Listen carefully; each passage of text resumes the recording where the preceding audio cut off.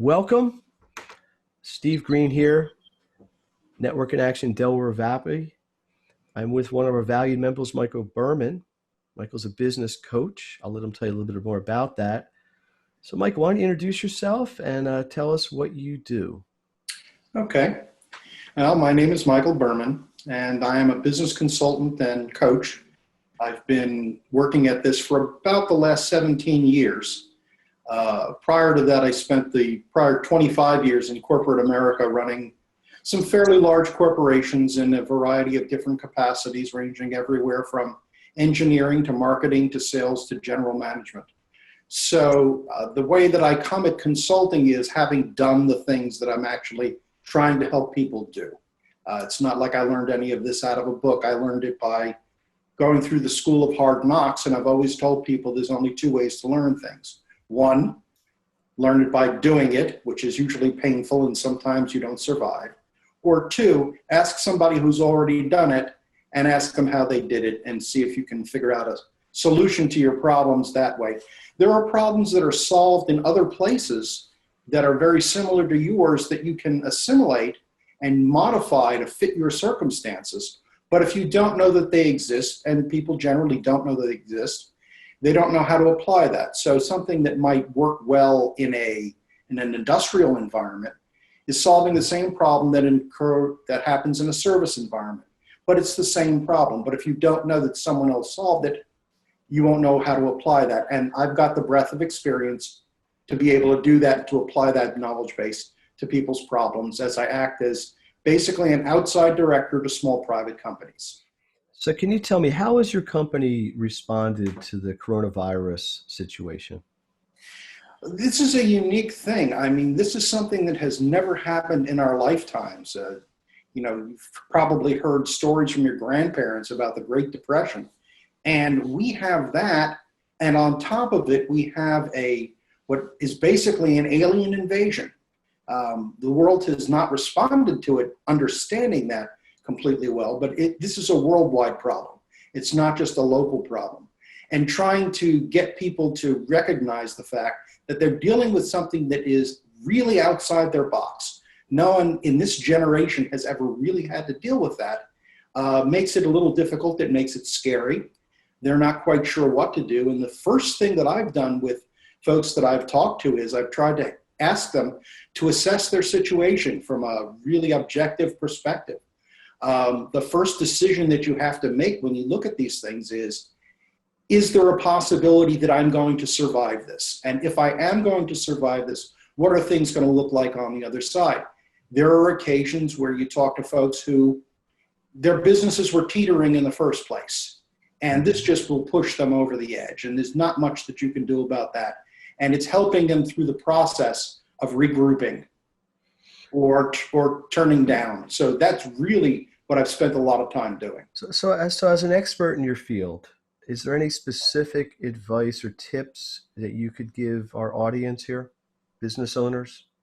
Well, the first thing that I would tell them is that you need to take a step back and take a very, very objective look at all of your resources, all of your demands, all of your liabilities, your customer base. Essentially, if you had a business plan before you started this, or if you had a strategic plan, throw it out the window.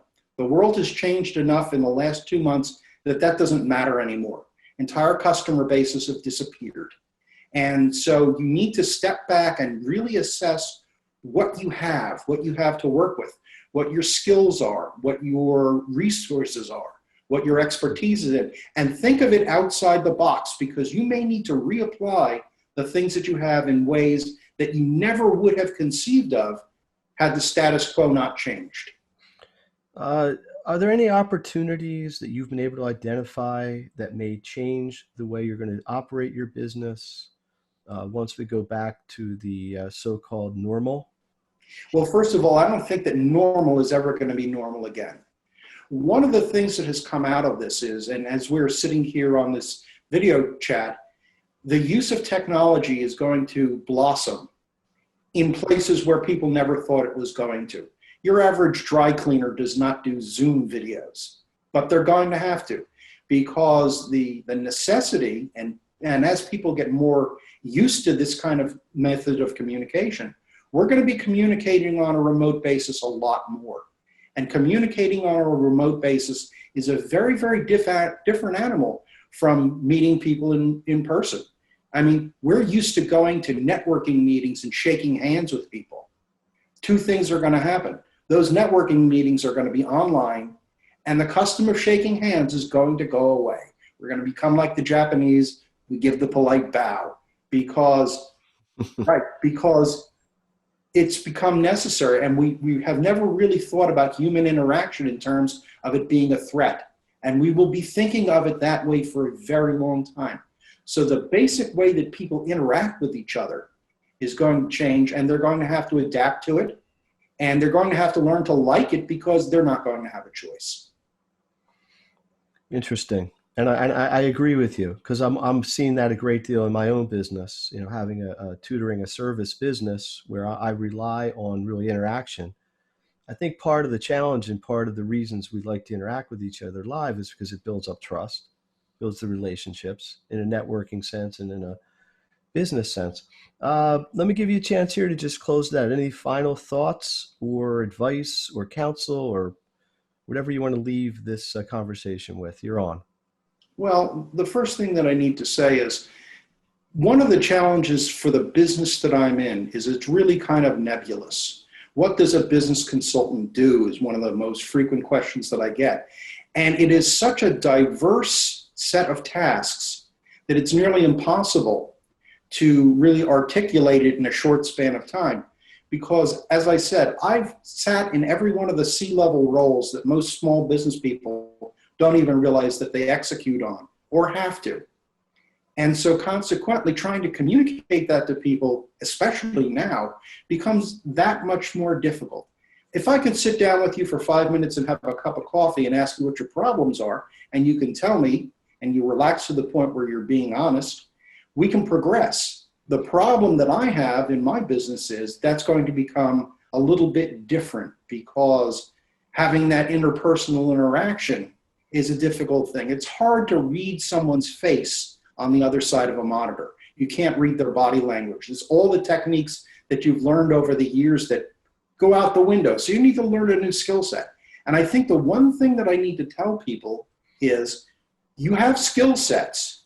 You're going to have to learn some new ones. You're going to have to jettison some old ones simply because the world has changed and you have a choice. You can either adapt to it or you can stick your head in the sand and get buried underneath it. Michael, thank you. Very quickly, how would people reach out to you? Phone, email, what would you prefer? Well, I'm available by email 24/7. People have gotten to me by email. There are actually people who have my cell phone number who call me in the middle of the night with their brilliant ideas. I prefer they didn't. But the best way to reach me is via email at michaeljberman@emlarcorp.com. That's pretty much the fastest and most effective way. Beautiful. Well, let me wrap this up. Michael, thank you very much.